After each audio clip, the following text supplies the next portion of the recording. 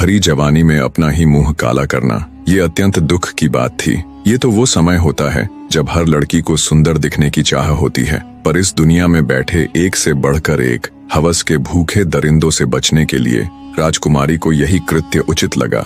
और इसके सिवा वो बेचारी सोचती भी तो क्या। उसका इस दुनिया से मन तो तभी उठ गया जब वो अपने खुद के घर में खुद के बाप से ही नहीं बच पाई, तो अब तो फिर भी वो घर से बाहर ऐसी खुली दुनिया में थी जहाँ ऐसे ऐसे भेड़िए रहते हैं जो हमेशा किसी को भी नोच कर खा जाने की फिराक में रहते हैं। इसी सोच के साथ अत्यंत भारी हृदय से वो अपने पूरे शरीर पर कालिख पोत लेती है। राजकुमारी तारा ने पूरे शरीर पर इस तरह से कालिख पोत ली कि कोई उसे देखकर ये नहीं बता सकता था कि ये उसका असली रूप है या फिर कालिख पुता हुआ।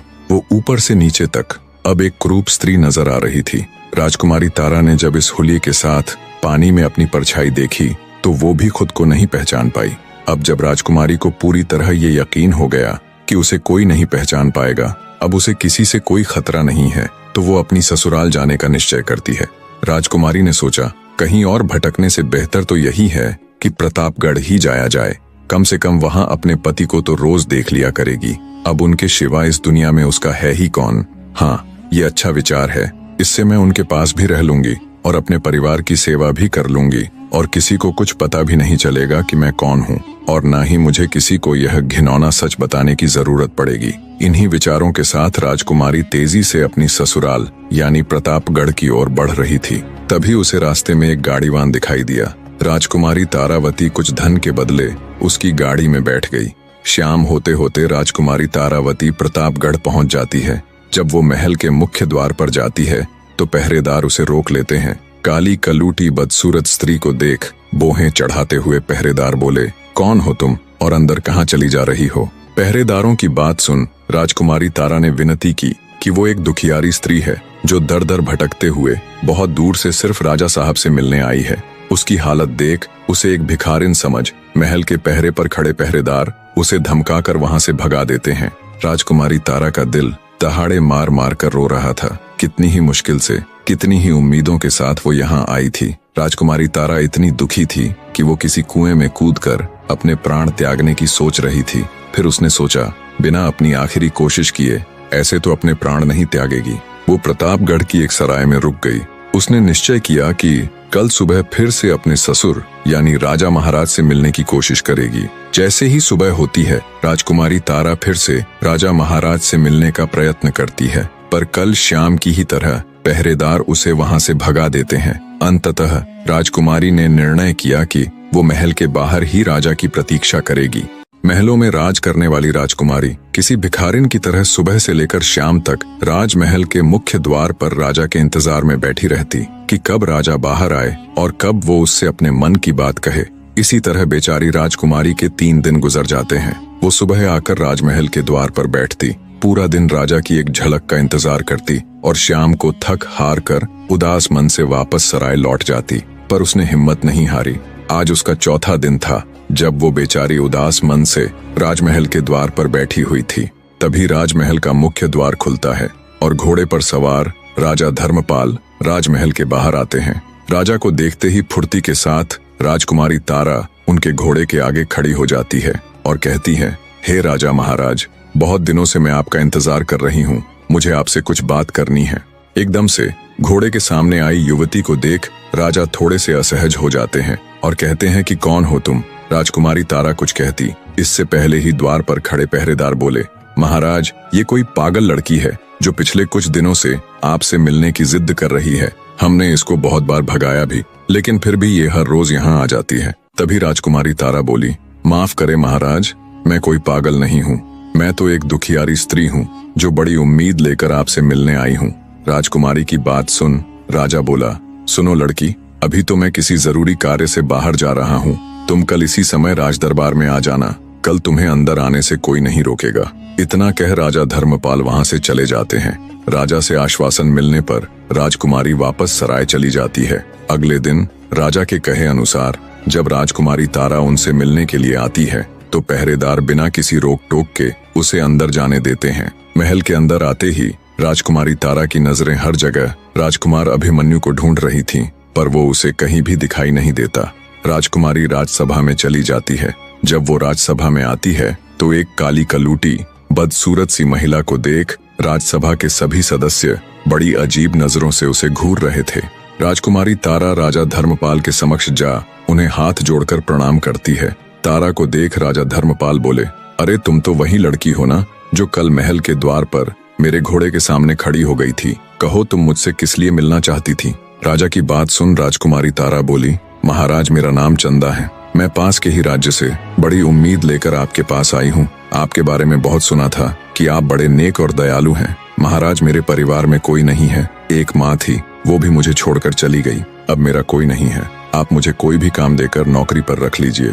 तारा की बात सुन राजा धर्मपाल ने एक बार उसे गौर से देखा और बोला, मेरे पास नौकरों की कोई कमी थोड़े ही न है, जो मैं किसी दूसरे राज्य की बदसूरत सी दिखने वाली लड़की को अपने राजमहल में नौकरी पर रखूंगा। राजा के मुख से ये बात सुन राजकुमारी तारा बहुत निराश हो जाती है। आगे राजा बोला, अगर ये बात तुम मुझे कल द्वार पर ही बता देती तो मैं तुम्हें वहीं मना कर देता। खामखा तुमने मेरा और अपना वक्त बर्बाद किया। तब राजकुमारी अपनी आखिरी कोशिश करते हुए कहने लगी, महाराज मुझे आप कुछ भी काम दे दीजिए, बस मेरी 2 शर्तें हैं। राजकुमारी तारा आगे कुछ कहती, उससे पहले ही पूरा राज्य दरबार हंसी ठहाकों से गूंज उठा। बड़ी अजीब लड़की है, राजा इसे नौकरी तक देने को तैयार नहीं है, और ये है कि राजा के सामने शर्त रख रही है। बड़ी ही मूर्ख लड़की है। राजकुमारी की शर्त वाली बात सुन राजा धर्मपाल भी आश्चर्य से भर गया और उत्सुकता के साथ बोला, अच्छा बताओ तो तुम्हारी वे कौन सी शर्त है? राजकुमारी बोली, महाराज पहली ये कि मुझे अपने काम के बदले बस 2 वक्त की रूखी सूखी रोटियां ही चाहिए, क्योंकि इससे ज्यादा की मुझे जरूरत भी नहीं है, इसलिए आप इसे मेरी पहली शर्त ही मान सकते हैं। राजा ने सोचा, बड़ी बेवकूफ लड़की है, एक तो काम के बदले सिर्फ सूखी रोटियां मांग रही है और दूसरा उसे शर्त का नाम भी दे रही है। राजा उसकी मूर्खता पर मन ही मन मुस्कुराया और बोला, अच्छा ठीक है, अपनी दूसरी शर्त बताओ। राजकुमारी तारा बोली, महाराज मेरी दूसरी शर्त ये है, अगर मुझसे कोई गलती हो जाए, कोई भूल हो जाए, तो आप मुझे नौकरी से नहीं निकालेंगे, भले ही मेरी गलती के बदले मुझे कोड़े मारने की सजा दे दीजिएगा। इतना कह राजकुमारी तारा घुटनों पर बैठकर राजा के सामने गिड़गिड़ाने लगी और बोली, महाराज मुझ अनाथ पर दया कीजिए, अब आप ही मेरी आखिरी उम्मीद हो, कृपया मुझे मना मत कीजिएगा। उसको यूं गिड़गिड़ाते देख राजा धर्मपाल को उस पर दया आ जाती है। अंततः वे उसे जानवरों के बाड़े का काम दे देते हैं। राजा के पास बहुत गाय थीं, जिनको खिलाने पिलाने से लेकर उनको चराने ले जाने और बाड़े की साफ सफाई तक का सारा काम राजकुमारी तारा को सौंप दिया जाता है। उसके रहने की व्यवस्था भी पशुओं के साथ बाड़े में ही कर दी जाती है। राजकुमारी तारा अत्यंत खुश थी। जब एक नौकरानी चंदा यानी राजकुमारी तारा को बाड़े के पास लेकर जाती है, तो राजकुमारी तारा को बाड़े से कुछ ही दूरी पर राजकुमार अभिमन्यु खड़े हुए दिखाई देते हैं। ऐसे अपने पति को बस कुछ ही कदम दूर खड़े देखकर राजकुमारी तारा का हृदय अंदर से उमड़ आता है। उसकी आंखों में खुशी के आंसू आ जाते हैं। एक साथ पता नहीं कितनी ही भावनाएं राजकुमारी के अंदर बह रही थीं। उसका दिल कर रहा था कि अभी भागकर अपने पति के पास जाए और उसके पैरों में गिर जाए और अपने साथ बीती पूरी व्यथा उनके आगे कह सुनाए और उन्हें बता दे कि वो मरी नहीं बल्कि जिंदा है। पर समय की नजाकत को देखते हुए राजकुमारी अपनी भावनाओं पर काबू पा लेती है और चुपचाप नौकर के साथ बाड़े के अंदर जाने लगती है। तभी राजकुमार अभिमन्यु के पास खड़े एक व्यक्ति ने हाथ से इशारा कर राजकुमारी तारा को अपने पास बुलाया। धड़कते दिल के साथ राजकुमारी तारा राजकुमार के पास जाती है। आज पहली बार वो अपने पति को इतनी नजदीक से देखने वाली थी। जब राजकुमारी राजकुमार अभिमन्यु के पास गई तो उनके पास खड़ा उनका सेवक राजकुमारी से बोला, तेरा नाम क्या है? राजकुमार अभिमन्यु जानना चाहते हैं। सेवक के इतना कहने पर राजकुमारी तारा राजकुमार अभिमन्यु की तरफ देखने लगी। पहली बार उसने अपने पति को इतने पास से देखा था। वो अपने सुंदर नौजवान पति को आंखों में बसा लेना चाहती थी। जब उसने गौर से राजकुमार अभिमन्यु को देखा तो वो उन्हें देखती ही रह गई। उनका सुंदर रूप और हष्ट-पुष्ट शरीर, ये वही सूरत थी जिसको देखने के लिए वो इतने वर्षों तक तरसी थी, इतने कष्ट सहे थे। राजकुमारी को ऐसे एक सांस राजकुमार को घूरते देख उनके पास खड़ा व्यक्ति बोला, ऐसे क्या देख रही है? क्या तूने कभी कोई राजकुमार नहीं देखा? अपनी नजरें नीची रख। क्या तूने कभी खुद को आईने में देखा है? तू इतनी बदसूरत है, इतनी कलमुही है, अगर तू शीशे को भी देखे तो वो भी टूट जाएगा। इतना कह वो आदमी घिनौनी हंसी हंसने लगा। राजकुमारी तारा बेचारी शर्म से पानी पानी हो गई। तभी राजकुमार अभिमन्यु पास खड़े व्यक्ति की हरकत पर क्रोधित होते हुए बोले, अगर वो क्रूप है, काली है, बद्दी है, तो इसमें इस बेचारी का क्या दोष है? अरे मूर्ख आदमी, ये तो उस ऊपर वाले की बनाई रचना है। वो किसी को कैसा तो किसी को कैसा बनाता है। किसी के शक्ल सूरत का उपहास करना मतलब उस ऊपर वाले की तौहीन करना है। राजकुमार अभिमन्यु की बात सुन पास खड़े व्यक्ति का अपना सा मुंह हो जाता है। वहीं पास खड़ी राजकुमारी ने जब राजकुमार के शब्दों को सुना तो उसके दिल में राजकुमार की इज्जत कई गुना बढ़ गई। उसे फक्र हो रहा था कि वो इतनी अच्छी सोच, इतने सुंदर विचारों वाले पुरुष की जीवन संगिनी है। राजकुमारी तारा शर्माते हुए राजकुमार की तरफ देखते हुए बोली, जी मेरा नाम चंदा है। राजकुमार बोला, ठीक है चंदा, अब तुम जाओ। राजकुमारी बाड़े में आकर अपने काम में मशगूल हो गई। ऐसे ही दिन बीतने लगे। राजकुमारी की अच्छी देखरेख की वजह से गायों के दूध में भी वृद्धि होने लगी। सारी गायें अब दिखने में पहले की तुलना में अधिक सुंदर, साफ सुथरी और हष्ट पुष्ट नजर आने लगी। राजकुमारी तारा को जो भी काम सौंपा जाता वो उसे पूरा मन लगाकर करती। धीरे धीरे उससे घृणा करने वाले लोग भी उसका सम्मान करने लगे। राजा अब उसे बाड़े से हटकर अन्य काम भी सौंपने लगे। हर काम को राजकुमारी पूरी लगन के साथ करती। वो हर समय इसी फिराक में रहती कि कब उसे राजकुमार अभिमन्यु के दर्शन हो। जिस दिन राजकुमारी को राजकुमार के दर्शन हो जाते वो दिन उसका बड़ी खुशी के साथ गुजरता। ऐसे बीतते समय के साथ राजकुमारी तारा के दिन भी बड़े अच्छे से गुजर रहे थे। दूसरी तरफ उसका पिता यानी राजा मदनपाल राजकुमारी के न मिलने से बहुत अधिक चिंता में रहता था। वो उसकी गुमशुदगी की घोषणा भी नहीं करवा सकता था क्योंकि उसने राजकुमारी तारा को मृत घोषित किया हुआ था। हर गुजरने वाला दिन अब राजा मदनपाल के लिए किसी नरक में बिताए गए भयानक साल के बराबर होता। रह रहकर अब उसे अपने किए का पछतावा होता। अब राजा को अपने आप से घिन आने लगी थी। अब राजा मदनपाल को पूरी दुनिया में अपने से बुरा कोई भी व्यक्ति नहीं लगता। उसे लगता जैसे सारे संसार में सबसे दुष्ट और घिनौना व्यक्ति वही है, और ये सच भी था। राजा मदनपाल रात रात भर जाग कर खुद पर कोड़े बरसाता। अब उसकी जिंदगी का एक ही मकसद रह गया था कि कैसे भी करके वो राजकुमारी तारा को ढूंढे और उसके पैरों में गिरकर नाक रगड़कर उससे माफी मांगे। यदि वो अपने जीते जी इस जन्म में ऐसा कर पाया तो उसकी आत्मा को बहुत सुकून मिलेगा और कम से कम वो मर तो चैन से पाएगा, वरना मृत्यु के बाद भी वो इस घिनौनी सोच और अपराध की अग्नि में जलता रहेगा। इन्हीं विचारों की अग्नि में जलते राजा मदनपाल के दिन गुजर रहे थे। उधर राजा धर्मपाल अपने पुत्र राजकुमार अभिमन्यु के लिए फिर से कोई योग्य वधू ढूंढने में लग गया, क्योंकि राजकुमारी तारा की मृत्यु के संदेश को अब साल भर से ऊपर हो चुका था। ऐसे में राजा धर्मपाल फिर से अपने पुत्र अभिमन्यु का विवाह करवाना चाहता था।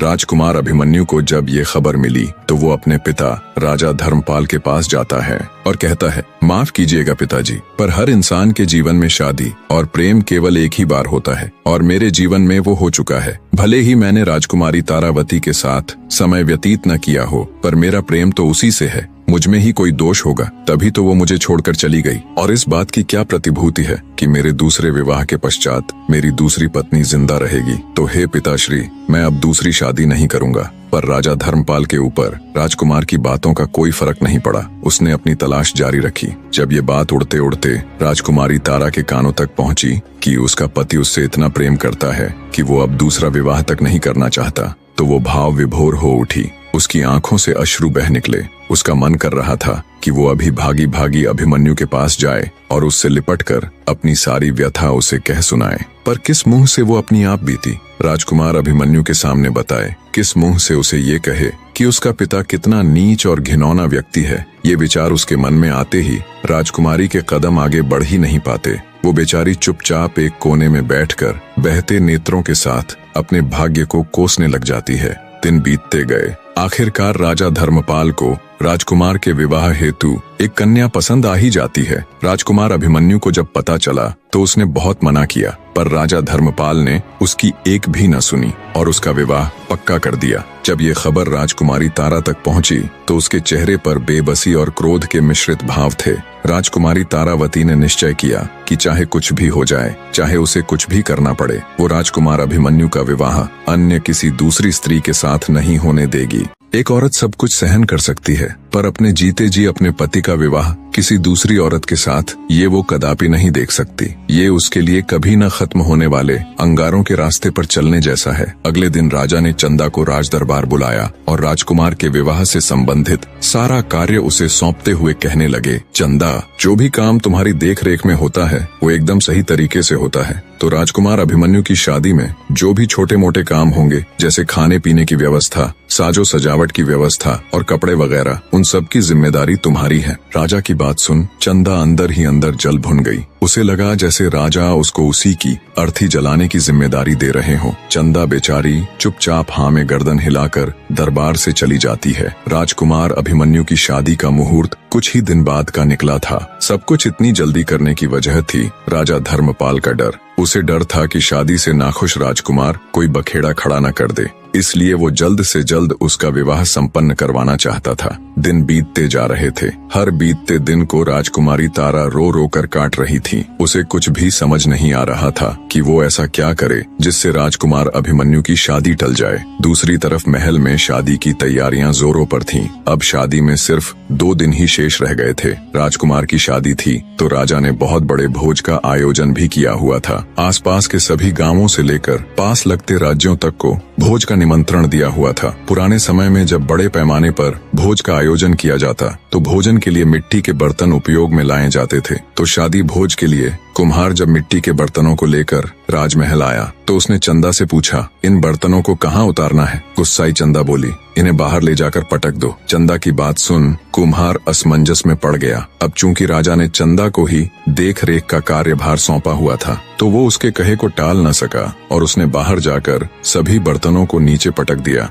फलस्वरूप सभी बर्तन नीचे गिरते ही टूट गए। इतने में तेली भी तेल के पात्र लेकर आ गया। राजकुमारी तारा ने हुक्म देकर वो सारा तेल भी मिट्टी में उड़लवा दिया। यही कृत्य उसने ग्वाले के साथ भी किया। ग्वाला जब दूध लेकर आया तो चंदा ने उसके सारे दूध को भी जमीन पर बिखरवा दिया और अंत में जहाँ खाने की सामग्री रखी हुई थी वहाँ अनेकों कीटों को छोड़ दिया, जिससे सारी भोजन सामग्री भी नष्ट हो गई। जब राजा को चंदा की इन सभी हरकतों का पता चला तो वो आग बबूला हो गया। राजा ने तुरंत उसे पकड़कर लाने का आदेश दिया। कुछ ही पलों में सिपाहियों ने उसे पकड़कर राजा के सम्मुख पेश किया। गुस्साए राजा का मन तो कर रहा था कि वो अभी धक्के मारकर तुरंत उस कलमुही चंदा को अपने राज्य से बाहर कर दे, पर राजा अपने ही वचनों में बंधा हुआ था। उसने चंदा यानी राजकुमारी तारा को ये वचन दिया था कि वो उसे नौकरी से कभी नहीं निकालेगा। तो वचनबद्ध राजा ने अपना गुस्सा शांत करने और चंदा को उसकी सजा देने के लिए सिपाहियों को आदेश दिया कि इसको 100 कोड़े मारे जाएं। कोड़े भी ऐसे कि हर कोड़े के साथ इसकी खाल उधड़ जाए।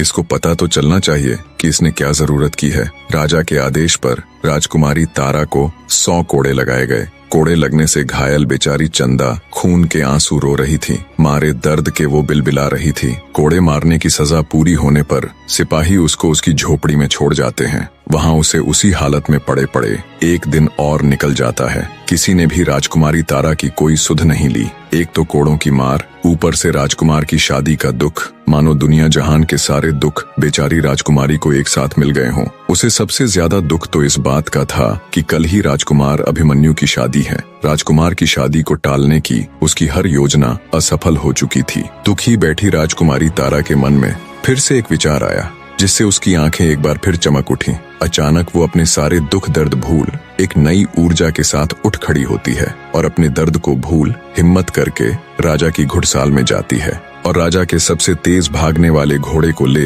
तेजी के साथ वो उस नगर की ओर चल पड़ती है जहां राजकुमार अभिमन्यु का विवाह होना था। हवा से बातें करते घोड़े की बदौलत राजकुमारी तारा कुछ ही घंटों का सफर तय कर रोजीवास नगर पहुंच जाती है। रोजीवास नगर राजकुमार अभिमन्यु की ससुराल यानी उसकी होने वाली पत्नी का घर था। वहां पहुंचकर अपनी योजना के तहत राजकुमारी तारा घोड़े को बाहर खड़ा कर राजमहल में प्रवेश कर जाती है। राजकुमारी विलासिनी अपने कमरे में अकेली बैठी है। कल होने वाले विवाह की तैयारियों के चलते वो थोड़ी व्याकुल सी थी। तभी राजकुमारी विलासिनी को दरवाजे पर किसी की दस्तक महसूस हुई तो वे बोल पड़ी, कौन है बाहर? राजकुमारी तारावती बोली, राजकुमारी जी, मैं आपकी सेविका हूँ, आपसे कुछ जरूरी बात करनी है। बहुत जरूरी है। राजकुमारी विलासिनी थोड़ा संकोच करते हुए बोली, अच्छा अंदर आ जाओ। राजकुमारी की सहमति मिलने पर राजकुमारी तारा झुके हुए सिर के साथ अंदर आ जाती है। उसको देख राजकुमारी विलासिनी बोली, बोलो क्या बात है? तारावती बोली, माफ करे राजकुमारी जी, मैं अच्छे से जानती हूँ कि कल आप राजकुमार अभिमन्यु से विवाह करने जा रही हैं, पर आपको यह विवाह नहीं करना चाहिए।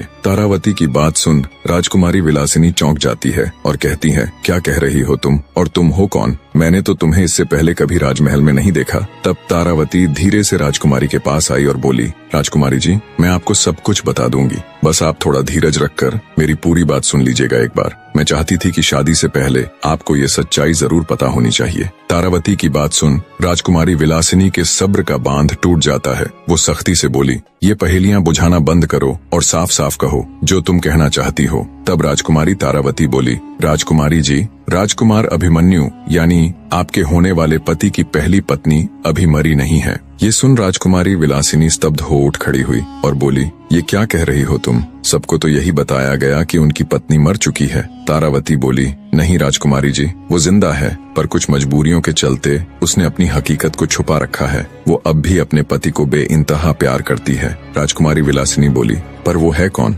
और तुम ये सब कैसे जानती हो? तब राजकुमारी तारावती धीरे से अपनी ओढ़नी हटाती है और कहती है, मैं ही हूँ तारावती, राजकुमार अभिमन्यु की पहली पत्नी। ये सुन राजकुमारी विलासिनी स्तब्ध सी खड़ी रह जाती है। फिर बोली, क्या है ये सब? मुझे अब भी कुछ समझ नहीं आ रहा। तब राजकुमारी तारावती शुरू से लेकर आखिर तक अपनी पूरी आप बीती राजकुमारी विलासिनी के आगे कह सुनाती है कि कैसे उसके धूर्त पिता के कारण उसे आधी रात को राजमहल छोड़ना पड़ा और क्यों उसने अपने सुंदर रूप को बिगाड़कर खुद को एक कुरूप स्त्री बना लिया और कैसे वो राजकुमार अभिमन्यु के महल में एक नौकरानी की तरह रह रही है। इतना कह राजकुमारी तारा अपनी ओढ़नी के पल्लू से अपने चेहरे की कालिक हटाती है। ये देख और पूरी बात जान राजकुमारी विलासिनी स्तब्ध रह जाती है। आगे राजकुमारी तारा बोली, माफ करना बहन, पर अब भी राजकुमार अभिमन्यु मुझसे बहुत प्यार करते हैं। उनकी नजरों में ये जानते हुए भी कि मैं इस दुनिया में नहीं हूँ, वो तो शादी के लिए बिल्कुल भी तैयार नहीं थे, पर अपने पिता के कारण मजबूरी में वो ये सब कर रहे हैं।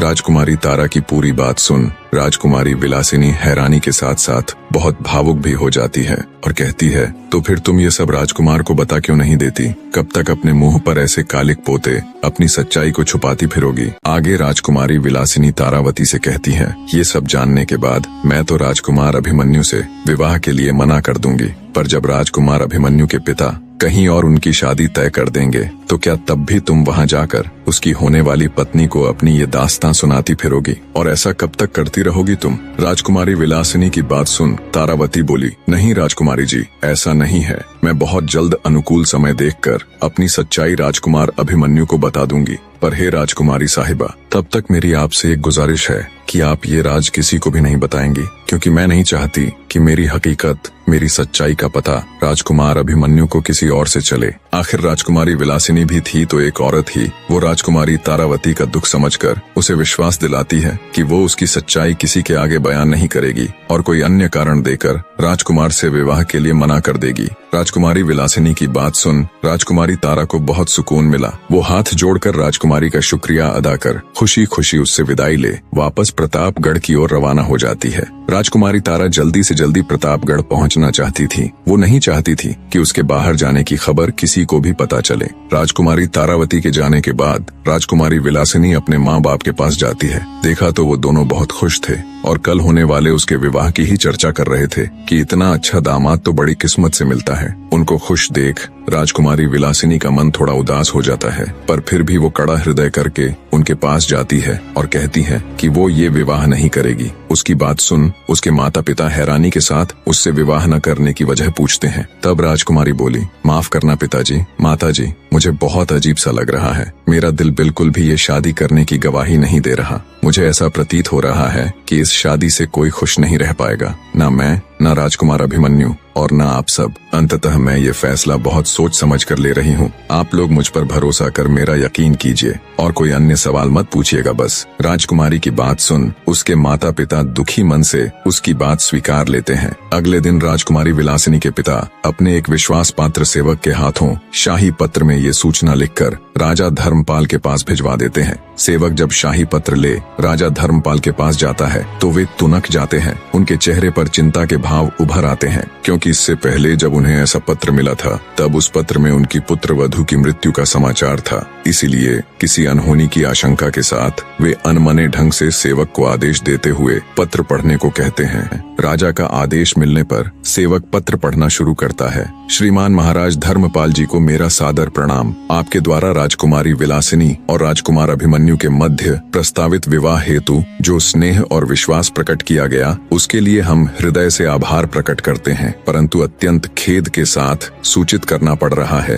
कि हमारी पुत्री राजकुमारी विलासिनी इस विवाह प्रस्ताव से विनम्रता पूर्वक पीछे हटने का निर्णय ले चुकी हैं। राजकुमारी का मत है कि यह विवाह दोनों राज्यों के सम्मान और भविष्य की शांति के लिए यदि न हो तो अधिक उचित रहेगा। उनके मन में इस संबंध को लेकर एक ऐसा आंतरिक द्वंद्व उत्पन्न हुआ है जिसे उन्होंने पूरी शिष्टता व आत्म गौरव के साथ हमारे समक्ष रखा। हम यह स्पष्ट करना चाहेंगे कि यह निर्णय किसी बाहरी दबाव, असम्मान या अपमान के कारण नहीं लिया गया है, बल्कि यह हमारी पुत्री की अंतरात्मा की आवाज है जिसे हम नकार नहीं सकते। हमें पूर्ण विश्वास है कि आप हमारे इस निर्णय को सम्मान देंगे और दोनों राज्यों के मध्य सौहार्द एवं मैत्रीपूर्ण संबंध पूर्ववत प्रगाढ़ बने रहेंगे। आपका सदा शुभ चिंतक महाराज रत्नवर्धन सिंह। ये खबर सुनते ही राजा धर्मपाल के पैरों नीचे से जमीन खिसक जाती है। विवाह की सारी तैयारियां हो चुकी थीं, पर अब अचानक ये मनहूस खबर। ये दूसरी बार था जब उनके बेटे के विवाह में अड़चन आई थी।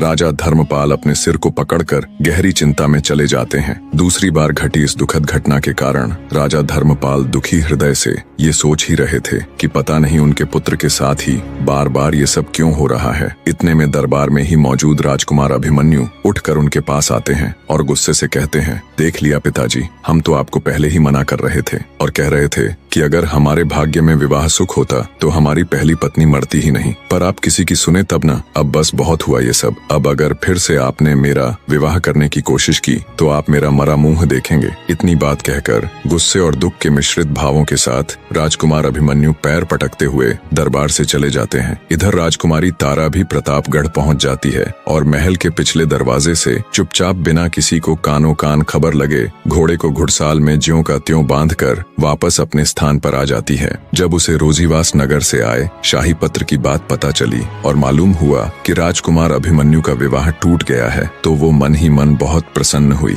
फिर से उसके दिन खुशी खुशी कटने लग जाते हैं। समय बीतने लगता है। चंदा यानी राजकुमारी तारा का ये नियम था कि वो दोपहर के समय नित्य नियम से सभी गायों को चराने के लिए जंगल लेकर जाया करती थी और वहाँ एकांत में तालाब में स्नान करती और स्नान के पश्चात फिर से अपनी पूरी देह पर कालिख पोत लिया करती। पर एक दिन दैवयोग से राजकुमार अभिमन्यु जंगल की तरफ आ निकले। राजकुमारी तारा तालाब में स्नान कर रही थी। वो एकदम निश्चिंत हो अपने ही ख्यालों में खोई बड़े ही आनंद के साथ स्नान करने में मग्न थी। दूसरी तरफ राजकुमार अभिमन्यु जंगल की तरफ बढ़ रहे थे। आमतौर पर वे इस समय कभी जंगल की तरफ नहीं आते थे। वो धीरे धीरे तालाब की ही ओर बढ़ रहे थे। राजकुमारी तारा अपने निर्धारित समय में स्नान कर वस्त्र आदि पहनने के उपरांत आखिर में बचे हुए अपने हाथों के ऊपर कालिख पोत रही थी। तब तक राजकुमार अभिमन्यु घूमते घूमते जब वे तालाब के पास पहुंचे तो उनकी नजर राजकुमारी तारावती पर गई। राजकुमारी का मुख उस समय दूसरी दिशा में था। वो बड़े ही आराम से आखिर में बचे अपने हाथों पर कालिख पोतने में तल्लीन थी। राजकुमार की नजर जब उसके गोरे हाथों पर गई तो वो अचंभित हो गया। ये कैसे हो सकता है? इसके हाथ इतने गोरे कैसे हो सकते हैं? ये तो काली थी ना। क्या ये कुछ छिपा रही है? क्या इसकी हकीकत कुछ और ही है? जरूर इसके पीछे कोई तो रहस्य है। एकदम से ऐसे अनेकों सवाल राजकुमार अभिमन्यु के दिमाग में उथल पुथल मचाने लगे। तभी राजकुमार ने विचार किया कि अभी उसके पास जाए और उसी से इस सब के बारे में पूछे। पर अगले ही पल वो कुछ सोचकर रुक गया। उसने विचार किया कि वो कल फिर से इसी समय यहाँ आएगा और पूरी सच्चाई का पता लगाएगा। इसी सोच के साथ राजकुमार अभिमन्यु ने चुपचाप अपना घोड़ा वापस मोड़ लिया और जरा सा भी शोर किए बिना वहाँ से चला गया। रात को उसे ठीक से नींद भी नहीं आई। बार बार उसकी आंखों के सामने चंदा के हाथों की छवि उभर कर आ रही थी। आखिर एक कुरूप स्त्री के हाथ इतने सुंदर कैसे हो सकते हैं? इन्हीं विचारों की उधेड़-बुन में करवटें बदलते बदलते सुबह हो जाती है। सच्चाई का पता लगाने के लिए राजकुमार अभिमन्यु कल बीती घटना के समय से बहुत पहले ही जंगलों में चला जाता है और तालाब के पास झाड़ियों में छिप कर बैठ जाता है। दोपहर का समय हुआ तो गायों के रंभाने की आवाज उसके कानों में पड़ी। राजकुमार अभिमन्यु और अधिक सतर्क होकर बैठ जाता है। कुछ ही देर में राजकुमारी तारा गायों के साथ तालाब के निकट पहुंच जाती है। हमेशा की तरह उसने गायों को चरने के लिए छोड़ दिया और खुद तालाब के किनारे जा स्नान करने के लिए अपने वस्त्र उतारने लग जाती है। राजकुमार अभिमन्यु ये देखते ही आंखें बंद करके दूसरी तरफ देखने लग जाते हैं। पराई स्त्री को ऐसे देखना उनके लिए अक्षम्य अपराध था। जैसे ही पानी की कलकल की ध्वनि उसके कानों में पड़ी तो उसे यकीन हो गया कि चंदा अब पानी में उतर चुकी है। तो उसने आंखें खोलकर फिर से तालाब की तरफ देखा। पानी में उतरते ही चंदा यानी राजकुमारी तारा की कालिख उतर चुकी थी और उसका सुंदर चेहरा दमक रहा था। जब राजकुमार की नजर उसके चमकते हुए बेदाग चेहरे पर पड़ी तो तुरंत उसे झटका सा लगा। वही सुंदरता, वही होंठ, वही कजरारी आंखें, वही मासूमियत, वही तेज। सालों पहले देखे उस चेहरे को वो कैसे भूल सकता था। उसे बस कुछ याद था तो वो था उसकी पत्नी राजकुमारी तारावती का वो चेहरा। शायद ही कोई ऐसा दिन गया हो जब उसने राजकुमारी तारा के इस चांद से चेहरे और उसकी हर छोटी से छोटी बारीकी को याद न किया हो। राजकुमारी आनंदित हो स्नान कर रही थी और राजकुमार फटी आंखों से बस उसे देखे जा रहा था। उसकी बुद्धि ने काम करना बंद कर दिया था। उसे यकीन ही नहीं हो रहा था कि उसके सामने घटित हो रहा ये दृश्य सच है या कोई सपना। क्या सच में उसके सामने उसकी पत्नी राजकुमारी तारा है या कोई और? एक साथ इतना सब कुछ वो सहन नहीं कर पाया और वहीं गश खाकर गिर पड़ा। जब राजकुमार की मूर्छा टूटी और उसे होश आया तो देखा वहां कोई नहीं था। चंदा वहां से जा चुकी थी और दिन भी ढल चुका था। विचारों के सागर में मंथन करते हुए राजकुमार अभिमन्यु वापस महल में आ गया। बिना खाना खाए, बिना जलपान किए वो सीधे अपने कमरे में चला गया और फिर से वही सब सोचने लगा। क्या मैंने आज जो कुछ देखा वही सत्य है? क्या मेरा दिल जो कह रहा है वही सत्य है? लेकिन कैसे? ऐसा कैसे हो सकता है? तारा तो बहुत साल पहले मर चुकी है और कहाँ महल में काम करने वाली कुरूप चंदा? आखिर क्यों मेरा दिल उसकी तरफ खींचा चला जा रहा है? इसमें कुछ तो रहस्य है। मैं इस रहस्य को खोल कर रहूंगा। अगले दिन फिर से राजकुमार चंदा के आने से पहले ही जंगल में जाकर उसी जगह पर झाड़ियों की आड़ लेकर बैठ गया। रोज की तरह आज भी चंदा आई और स्नान करने तालाब में उतर गई। कल की भांति तालाब में उतर जाने के बाद फिर से राजकुमार ने उसे देखा। अब राजकुमार को ये पक्का हो चुका था कि हो न हो यही मेरी तारा है। स्नान करने के पश्चात जब राजकुमारी तारा तालाब से बाहर आ वस्त्रादि पहनकर कालिख पोतने लगी तभी राजकुमार ने जोर से उसे आवाज दी। राजकुमारी तारावती। एकदम से ऐसे अपना नाम पुकारे जाने पर भौचक्की सी राजकुमारी पीछे मुड़कर देखती है और कहती है, कौन है? किसने आवाज दी? तभी राजकुमार अभिमन्यु झाड़ियों से निकलकर बाहर आता है और सीधा राजकुमारी तारा के पास जा उसे अपनी बाहों में भर लेता है। एक बार तो राजकुमारी तारा थोड़ा सकपकाई, पर जिस पति की वो एक झलक देखने तक को तरसती रहती थी उसे यूं अपने पास देख उसे भी पिघलने में ज्यादा वक्त नहीं लगा। दोनों एक दूसरे को कसकर बाहों में भर लेते हैं। इसी अवस्था में दोनों को पता नहीं कितना ही समय निकल जाता है। दोनों में से कोई भी कुछ बोल नहीं रहा था। बस दोनों एक दूसरे को बाहों में जकड़े खड़े थे और दोनों की आंखों से निरंतर आंसू बह रहे थे। बहुत देर बाद राजकुमार बोला, मुझे पता था ये तुम ही हो, पर अब तक तुम ऐसे क्यों रह रही थी? क्यों तुमने किसी को कुछ नहीं बताया? अनजाने में कितने ही जुल्म हुए तुम पर। जब तुम जिंदा थी तो क्यों अपनी मृत्यु का संदेश भेजा? और फिर क्यों यहाँ इतनी मुश्किलों में एक छोटी सी नौकरानी बनकर रही? राजकुमार ने एक साथ ढेरों सवाल दाग दिए, पर राजकुमारी तारा बिना एक भी शब्द बोले बस रोए जा रही थी। उसे तो जैसे आज सारा जहां मिल गया हो। कुछ देर बाद दोनों थोड़े शांत हुए तो वहीं तालाब के किनारे बैठ गए। राजकुमार का अपने प्रति प्रेम और सम्मान देखकर राजकुमारी तारा ने निश्चय किया कि वो राजकुमार को सब बता देंगी। यही वो अनुकूल समय है। फिर राजकुमारी ने शुरू से लेकर अंत तक अपनी पूरी व्यथा बहते नेत्रों के साथ राजकुमार अभिमन्यु के आगे कह सुनाई। सब कुछ जानने सुनने के बाद राजकुमार अभिमन्यु भौचक्का रह जाता है। नाजुक सी राजकुमारी कितना कुछ झेल गई। राजकुमारी तारा के रूप में मिली जीवन संगिनी पर उसे गर्व हो रहा था, जिसने अपनी इज्जत बचाने के लिए अपने घर बार तक को छोड़ दिया, नौकरानियों की तरह रही और क्या कुछ नहीं सहा। राजकुमार अभिमन्यु बोला, सुनो प्रिय, जो हुआ मैं उसको बदल तो नहीं सकता, पर आज मैं तुमसे एक वादा करता हूँ कि मैं अब कभी भी कोई भी दुख दर्द, कोई भी मुश्किल तुम्हारे जीवन में नहीं आने दूंगा। तुम्हें हर वो खुशी दूंगा जिसकी तुम हकदार हो। मुझे गर्व है तुम्हारे जैसी जीवन संगिनी मिलने पर। और तुम किस बात के लिए शर्मिंदा हो रही हो? अरे तुमने तो वो किया और सहा है जो शायद दूसरी कोई भी औरत न सह पाती और न कर पाती।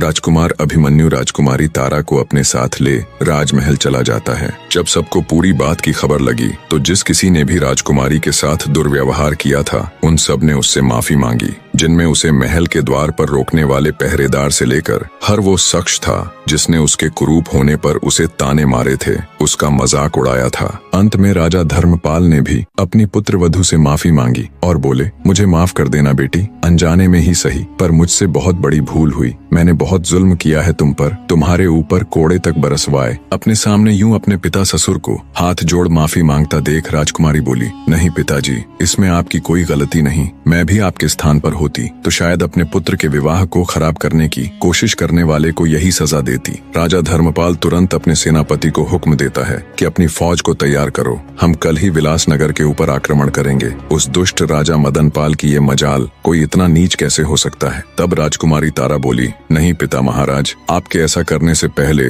मैं खुद एक बार राजकुमार अभिमन्यु के साथ जाकर उनसे मिलना चाहती हूँ। राजा धर्मपाल न चाहते हुए भी उन्हें वहाँ जाने की आज्ञा दे देता है। जब राजकुमारी तारा अपने पति राजकुमार अभिमन्यु के साथ विलासनगर गई तो एक नौकर ने उसे बताया कि उसका पिता अपने जीवन के आखिरी दिन जी रहा है। उसके जाने के बाद पता नहीं उसे किस दुख ने घेर लिया, न वो किसी से बात करता है न कुछ बोलता है, हमेशा बहुत दुखी और खोया खोया सा रहता है। ये जानने के बाद जब राजकुमारी अपने पिता के पास गई तो राजकुमारी को देख मृत्यु के निकट उसका पिता उसके पैरों में गिरकर रोते हुए उससे माफी मांगता है और कहता है, बेटी मुझे माफ कर देना, मैं इस दुनिया का सबसे बुरा पिता हूँ। तुम्हारे जाने के बाद हर दिन मैं तिल तिल कर खुद को कोसते हुए मरा हूँ। शायद ये प्राण तुमसे माफी मांगने के लिए ही अटके हुए थे। इतना कहते ही राजा मदनपाल के प्राण पखेरु उड़ जाते हैं। नम आंखों से राजकुमारी तारा विधिवत उनका अंतिम संस्कार कर राजकुमार के साथ वापस अपनी ससुराल लौट आती है। वापस आने के बाद वो दोनों एक बार फिर से शादी कर लेते हैं और खुशी खुशी एक दूसरे के साथ अपना जीवन व्यतीत करते हैं। फिर कभी राजकुमारी तारावती के जीवन में कोई और दुख नहीं आया। निष्कर्ष, यह कहानी हमें जिंदगी के उस गहरे सत्य से रूबरू कराती है जिसे हम अक्सर भूल जाते हैं कि असली सुंदरता और शक्ति हमारे भीतर होती है, न कि हमारे बाहरी रूप में। राजकुमारी तारा की पीड़ा और उसका आत्मसम्मान ये बताता है कि जीवन की असली परीक्षा तब होती है जब हम टूटते हुए संसार में भी अपने अंदर की आत्मा की शुद्धता और अपराजेयता को कायम रख पाते हैं। हमारे कर्म और हमारी समझ ही हमें बांधते हैं या आजाद करते हैं। तारा ने हर जुल्म सहते हुए भी अपने दिल की पवित्रता नहीं खोई, यही उसकी सबसे बड़ी विजय थी। राजकुमार अभिमन्यु का प्रेम और उसकी ममता दिखाती है कि जब इंसान सच्चे दिल से देखता है तो वह बाहरी आवरण को पार कर अंदर की आत्मा को पहचानता है। यही सच्चा प्रेम है जो दुखों में भी साथ देता है, माया और दिखावे से परे। दुष्ट राजा मदनपाल की मृत्यु यह भी दर्शाती है कि अधर्म की सत्ता अस्थायी है, अंत में न्याय और सत्य का ही राज्य होता है। ये कहानी हमें सिखाती है कि सच्चाई और प्रेम की ताकत से बड़ा कोई धर्म नहीं। हर अंधेरे के बाद उजाला आता है, आशा कभी खत्म नहीं होती। दुख और कष्ट हमें उस राह पर ले जाते हैं जहां हम अपनी आत्मा को पहचानते हैं। अंततः माफी और प्रेम ही हमारे दिलों को शांति देते हैं। जैसे तारा ने अपने अस्तित्व और आत्मसम्मान के लिए लड़ा, वैसे ही हमें भी अपनी जिंदगी में हर कठिनाई में अपनी आत्मा की आवाज सुननी चाहिए जो हमें सच्चाई की ओर ले जाती है। कहानी में अंत तक जुड़े रहने के लिए एक बार फिर आप सबका तहे दिल से धन्यवाद मेरे प्रिय दर्शकों।